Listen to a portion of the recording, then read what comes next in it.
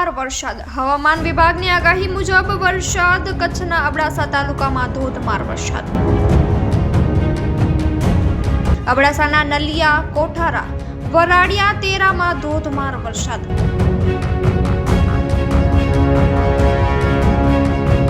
વરસાદથી ગ્રામ્ય વિસ્તારોની ગલીઓમાં ભારે પાણી વહી નીકળ્યા.